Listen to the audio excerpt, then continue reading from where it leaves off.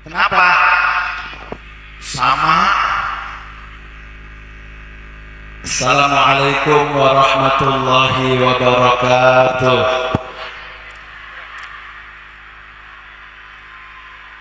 Sejauh mata saya memandang, yang saya lihat, yang hadir semuanya manusia.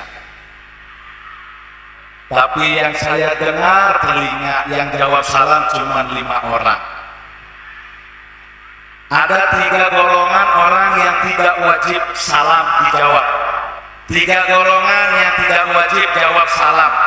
Yang pertama adalah orang mati.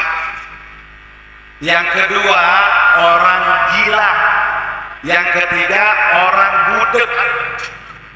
Saya mau tanya, ibu mati nggak?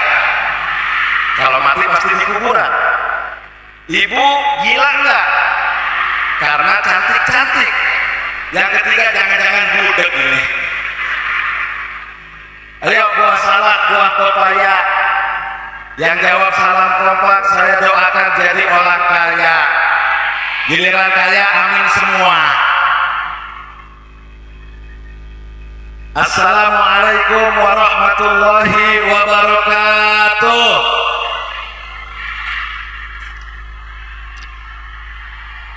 Kelihatan mau jadi orang kaya. Mau berangkat umroh enggak? Sudah berangkat belum?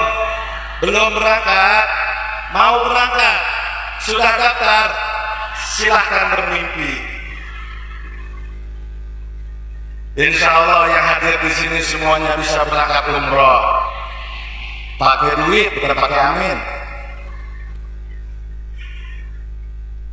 Bismillah, walhamdulillah, wassalatu wassalamu ala rasulillah, sayyidina wa habibina wa syafi'ina wa maulana Muhammadin wa ala alihi wa sahbihi wa man tabi'ahum bi ihsanin ila yaumiddin. Amma ba'd.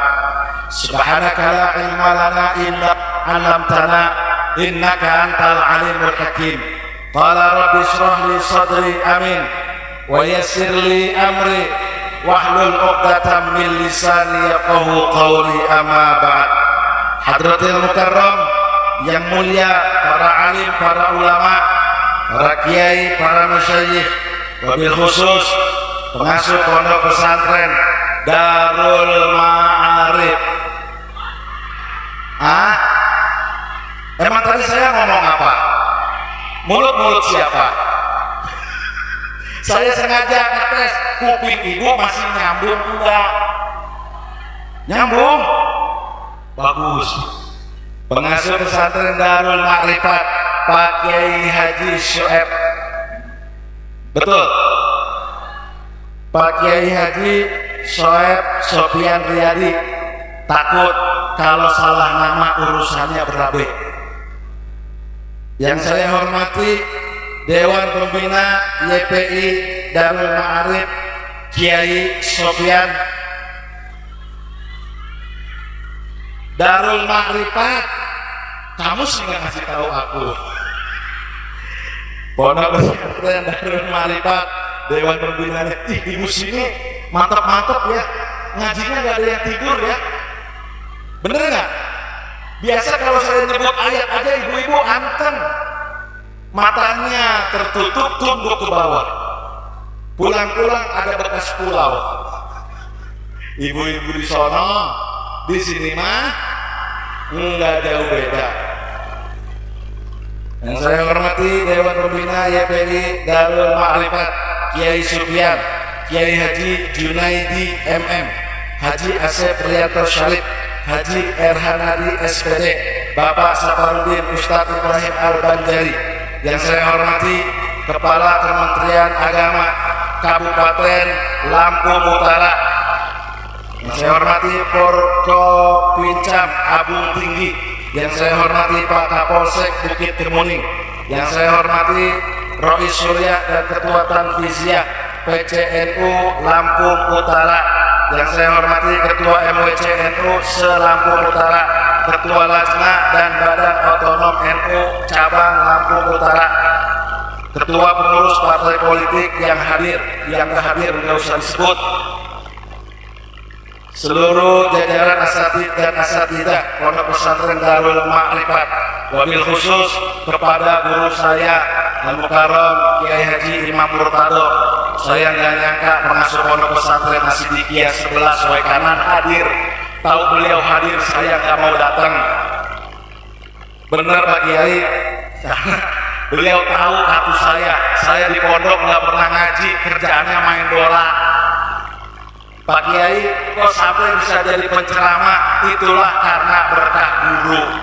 Dan saya yakin beliau sudah bosan melihat saya ketika di pondok. Kenapa? Karena sering dihukum. Tapi hebatnya pesantren selalu menularkan berkah. Amin, amin ya robbal. Para bapak, para ibu yang hadir di sini, mudah-mudahan kita semua nanti akan berkumpul kembali di dalam surganya Allah. Mau masuk surga, mau masuk surga, pesantrenin anaknya di Darul Ma'rifat. Nih ngomong-ngomong, saya mau tanya dulu, biasa ceramah di sini sampai berapa jam? 5 jam? 2 jam? Ibu belum pernah melihat ustaz mati di panggung. Mau? Enak aja lo, urusan belum jelas mati lagi. Syuting di TV One Dama Indonesia aku cuma 15 menit. Cahaya Hati Ainus TV cuma 15 menit, bayarannya 8,5 juta. Ibu sanggup? Sanggup aja lu. Ibu sanggup ngedengerin pakai suep? Sanggup? Enggak sanggup. Tapi mohon maaf Kiai, saya kalau ceramah ini alhamdulillah kalau dikasih amplop saya buangin depan rumah. Apaan lu? Isinya? Tahu aja. Enggak lah, kalau sama Kiai ini saya nggak berani. Malah kalau saya ceramah saya sangoni. Beneran. Karena biar bagaimanapun saya ini santri Asidikia dan santri Al-Falah Pelosok Kediri. Kemarin baru kondangan ke Gus Kausar. Itu guru pertama saya kelas 1 Sanawiyah. Tahu Gus Kausar? Kenal? Kenal di mana? TV. Tahu itu namanya. Bu, saya mau tanya, ibu cinta gak sama anak? Ibu belah sini cinta gak sama anak? Apa buktinya cinta sama anak? Diciumin di pondok. Kenapa harus pondok? Sekarang ini zaman sudah bergeser, haluan sudah berubah. Banyak anak-anak di luar sana yang tidak pesantren akhirnya tidak terkontrol. Akhirnya banyak yang pakai narkoba, betul? Banyak yang tawuran, betul? Banyak yang mohon maaf melihat gambar-gambar yang tidak baik.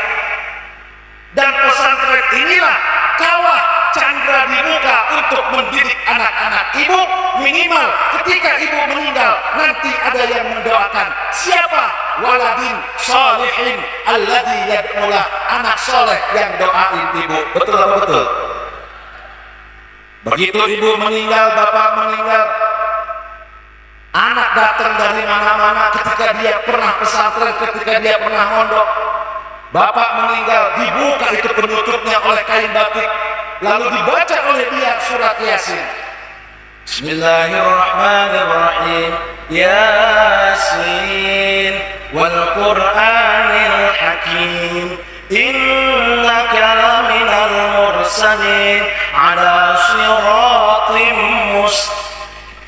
Barang-barang apa? Apa enggak? Bismillahirrahmanirrahim. Ya wal Qur'anil, innaka laminal mur ala siratim mustaqim azizir. Enak tinggal kim. Senang bahagia ibu meninggal, ada yang doain.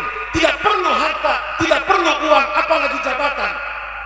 Tetapi ketika ibu tidak punya anak yang soleh karena tidak pernah mondok, ibu begitu datang anaknya, bukan wajahnya yang ada hanya menangis, bingung mau baca Yasin, bingung mau baca Quran, bingung mau doain, nggak bisa. Akhirnya apa? Yang biasa dia lakukan karaoke nyanyi.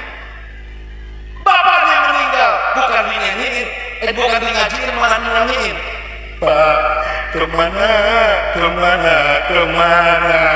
Bapaknya bangun kejongkol. Benar nggak?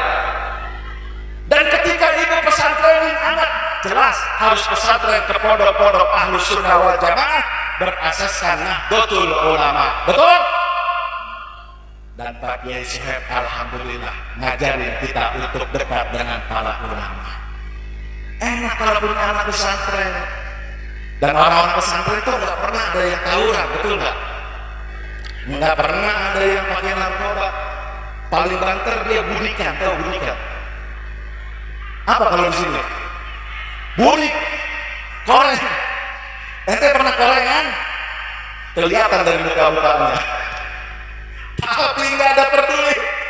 Orang-orang biar korengan di pesantren, makan kurang, tidur kurang, istirahat kurang, di situ dia ditempa. Kenapa? Karena dia akan menjadi pemimpin di masa yang akan datang.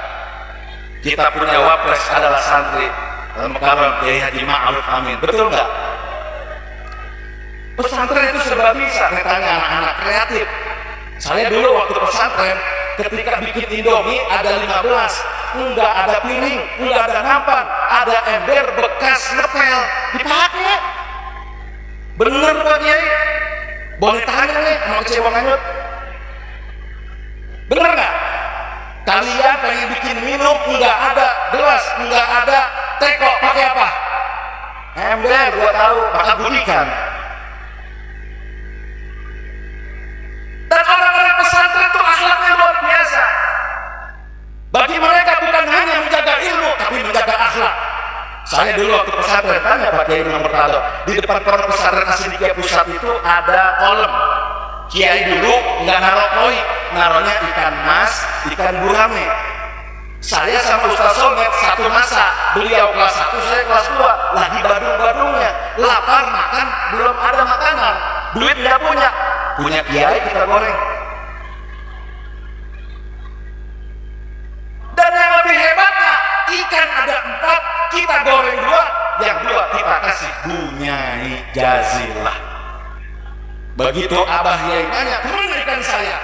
Ditanya sama security, tadi ada santri 2, yang satu namanya Ucok, yang satu namanya si Ayam. Saya dulu panggilnya Ayam karena bapak saya tukang ayam. Dipanggil, bener kamu Ustaz, bener. Kemana ya? Yang 2 saya makan Pak Kiai.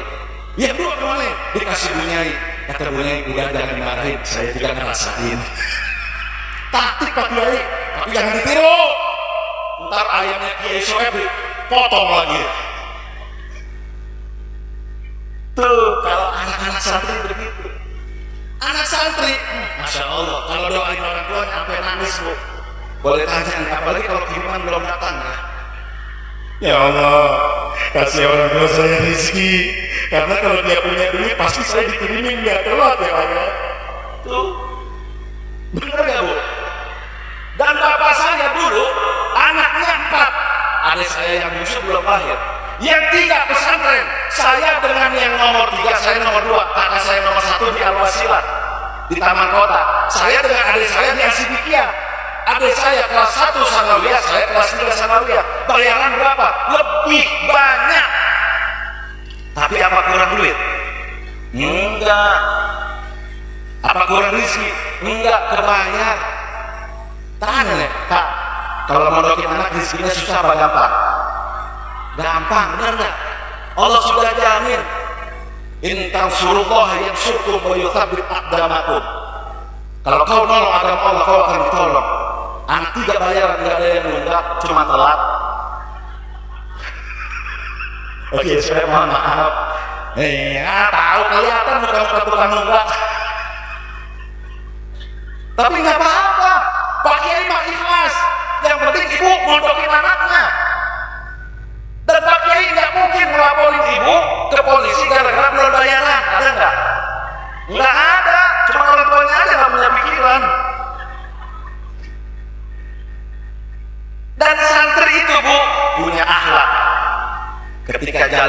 depan kiai, dia pasti akan DP apa, merendahkan tubuhnya. Ketika jalan di depan guru, subhanallah, saya waktu di pelosok ketemu sama kiai, minggir langsung, Pak. Jangan Pak Kiai. Ketemu sama anaknya kiai, minggir. Anaknya kiai, sampai ketemu sama ayam kiai, minggir saya. Ayam Pak Kiai. Demi apa? Menjaga akhlak dan etika. Dan ibu jangan berpikir bahwa santri-santri yang ada di pondok pesantren nanti ke depannya akan menjadi orang susah. Tidak, mohon maaf, Ustaz Solmed, Ustaz Fikri Haikal, saya dan yang lainnya tidak pernah bekerja di perusahaan, tidak pernah bekerja di pabrik-pabrik, tapi kita wayangnya punya mobil, punya rumah gedean kita. Ayo hitung-hitungan. Nah, saya kadang suka sakit hati Pak Kiai. Kalau ada alumni pesantren datang ke rumah, ibu punya anak perawan, udah waktunya dinikahkan. Yang datang 2 orang, 1 karyawan pabrik, 2 santri, nerima yang mana? Ada bohong lo? Udah ketahuan mukanya begini. Santri, kenapa milih santri? Karena ada budiknya. Karena santri punya masa depan yang jauh lebih baik. Mohon maaf, karyawan pabrik gaji paling 4,5 juta. Tapi kalau ustaz sekali ceramah, apa? Tanya Bang Hadis no. Saya ceramah di daerah Indramayu dikasih 10 juta. Semalam karyawan 4,5 juta. Sebulan banyakan mana? Banyakan mana? Ceramah 1 malam 10 juta. Karyawan pabrik 1 bulan 4,5 juta. Banyakan mana? 10 juta, benar nggak Pak? Itu juga kalau ada yang ngasih. Kalau ada yang undang. Maka hari ini saya mengimbau Bapak Ibu, ketika memasukkan anak-anaknya ke pondok pesantren, maka disitulah kebahagiaan sudah menanti Ibu. Minimal bahagia nanti di alam akhirat, dan insya Allah bahagia sekarang di alam dunia. Amin ya Rabbal. Terus sampai jam berapa? Ibu kuat 1 jam, 2 jam, 3 jam, 4 jam. Ada ambulan nggak? Main kuat aja. Ibu enak di bawah, saya yang capek di atas. Apaan lu mikirnya lu? Jangan suka sama mikirin apa yang saya pikirin ya. Maksudnya ngaji kan saya di atas, ibu di bawah. Yang capek di atas. Ibu juga capek yang ngandal aja ya. Apalagi nih ibu-ibu, saya yakin begitu punya anak santri, ibu yang paling bahagia. Kenapa? Tiap hari dengerin pengajian. Dan saya yakin ibu-ibu kalau sudah dengar pengajian hatinya tenang. Beda sama ibu-ibu di Jakarta, Pak. Mohon maaf Pak, kita boleh tes ibu-ibu Jakarta sama nggak sama ibu-ibu sini? Bu, ibu senang duit, ibu mau duit, tapi ibu lebih senang duit apa suami? Oke, saya tanya, jangan pada protes. Bu, suami nggak pernah di rumah, tapi kasih ibu duit, mau nggak? Oke. Suami nggak peduli ganteng atau kaya, ganteng atau cakep, yang penting kasih. Suami nggak peduli mau pulang atau enggak, yang penting ngasih. Suami mau kerja mau enggak, yang penting bagi. Berarti suami nggak penting, yang penting dengerin Pak. Kurang aja lo. Mata kirain beda sama di Jakarta, nggak tahunya sama 11-12. Hidup duit. Iya, nggak ada duit mati lo. Makanya sekarang ibu, bapak dimanapun berada, titipkan anaknya di pesantren Darul Ma'rifat. Insya Allah dunia akhirat akan ke bawah. Amin. Dan santri itu nggak pernah cengeng, bener nggak bro? Kelas berapa? Kelas 1. Cengeng nggak kamu? Lu pernah nangis nggak? Dia menanya anaknya, maknya jawab. Saya tahu kalau yang pesantren anak yang nangis berarti emak. Anak gua jangan ditaruh di pesantren, sayang. Kata bapaknya, sama, gua juga bikin. Giliran anaknya di rumah berantem dulu sama anaknya. Bener nggak? Iya mama, jangan sedih, nangis, jangan. Dikasih aja. Pernah nangis nggak di pondok? Enggak. Kamu lucu sendiri nggak? Lucu sendiri. Makan, nyetrika, santri belum berumah tangga sudah mandiri. Mohon maaf bu, santri menghadapi masalah apapun dilarang nangis sama kiai. Saya itu ingat dulu pak, mohon maaf, ketika pertama nikah tahun 2010 nggak punya apa-apa saya. Dihina sama perempuan, mah yang matanya mah perempuan ya pak. Nah dia sih nikahin anak sama ustaz, tahu pakai sarung doang. Ngasih makan malam Jumat kalau ada yang tahlilan dapat berkat. Sakit hati saya dihina. Rumah ngontrak, motor nyicil, dasar katanya santri butut. Tuh saya sakit hati, datang saya ke rumah Kiai Nur. Kiai Nur masih gagah-gagahnya 2010. Bah, saya mau sholat. Kenapa? Saya dihina bah. Sama siapa?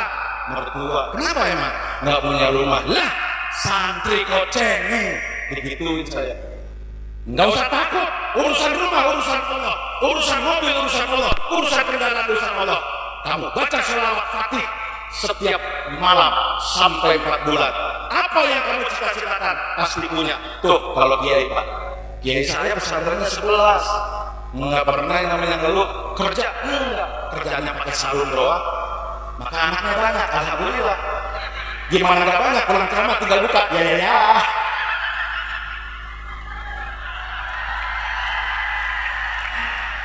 Itu santri enak. Datang saya ke Kiai Nur, baca selawat Fatih. Allahumma sholli ala sayyidina Muhammadin al-Fatih lima ughliq wal khatim lima sabaq nasiril haqqa bil haqqi wal hadi ila siratikal mustaqim wa ala alihi wa sahbihi haqqa qadrihi wa miqdarihi azim. Berapa kali bah? 313. Waktunya jangan lewat antara jam 1 sampai setengah 3. Saya baca suruh 4 bulan, alhamdulillah baru 2 bulan 29 hari sudah ada orang yang nawarin rumah. Saya punya duit cuma 49 juta, harganya 200 dan bisa dicicil. Alhamdulillah sertifikat sudah dikasih. Alhamdulillah saya gadein ke bank. Lunas rumah, cicilan nunggu tiap bulan ditelepon, halo nunggak ini pak. Tapi nggak apa-apa punya rumah. 1 tahun ngamalin di Selawat punya mobil. Ada tetangga saya, Ustaz hebat, punya rumah, punya mobil, rumah tangga baru 1 tahun lebih. Rahasianya apa? Rahasianya saya bilang baca Selawat Fatih. Berapa banyak? 313. Tukang galon namanya Ahmad. Pak Ustadz pengen dong, kata tukang galon, pengen punya amalan itu. Emang kamu pengen punya apa? Pengen punya rumah. Ya udah saya kasih. Siap Ustadz. Saya baca kalau Pak Ustadz 313, saya baca 1000. Tukang galon pengen ngalahin Ustadz coba. Saya 313.000. Akhirnya kata saya, baca Ahmad. Salawatnya kayak gimana? Allahumma sholli ala sayyidina Muhammadin al-Fatih. Ustadz panjang banget. Enggak apa, udah yang pendek aja. Apa?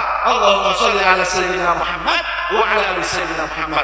Kamu baca apa yang kamu cita-citakan akan terjadi. Siap Ustaz. Tapi saya penasaran Pak, tukang galon pengen punya rumah kayak gimana? Saya pikir ukuran 4x4, 6x5. Ya kan begitu. Yang RSSSSSS, rumah sangat sederhana sehingga selonjoran saja sangat sulit. Tapi pas begitu saya tanya, Ahmad, kamu pengen punya rumah apa? Pengen punya rumah yang di depan gerbang perumahan Ustaz yang warna biru. Iya Ustaz, 2 miliar Pak. Tukang galon punya gaji cuma 2,5 juta, pengen punya rumah 2 miliar. Sanggup nggak? Sanggup nggak? Bisa nggak? Secara akal nggak bisa.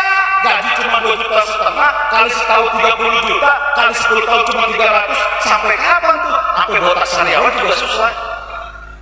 Tapi dia yakin, saya amalin Pak Ustaz. Dia amalin besoknya, ngantar galon ke rumah saya. Dia tunjuk warna biru di depan gerbang rumah saya. Allahumma sholli ala Sayyidina Muhammad wa ala ali Sayyidina Muhammad. Sebentar lagi jadi rumah gua. Alhamdulillah dengan keyakinan 8 bulan kemudian tuh rumah jadi punya si Ahmad tukang galon.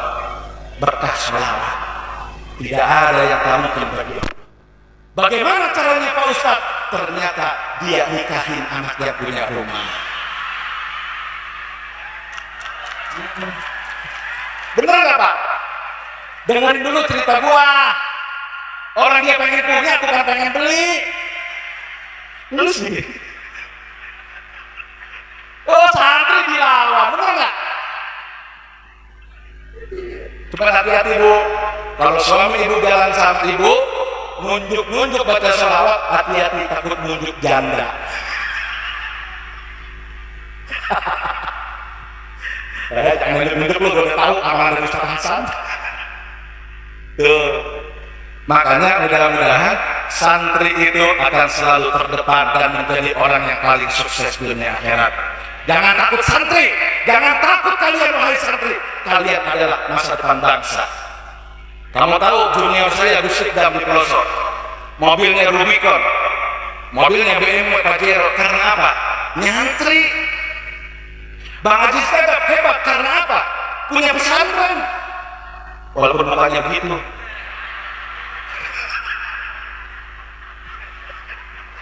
Iyalah, Allah tuh nggak ngelihat rupanya, bener nggak? Innallaha yanzuru la yanzuru ila ajsamikum wala ila suwarikum, bener nggak?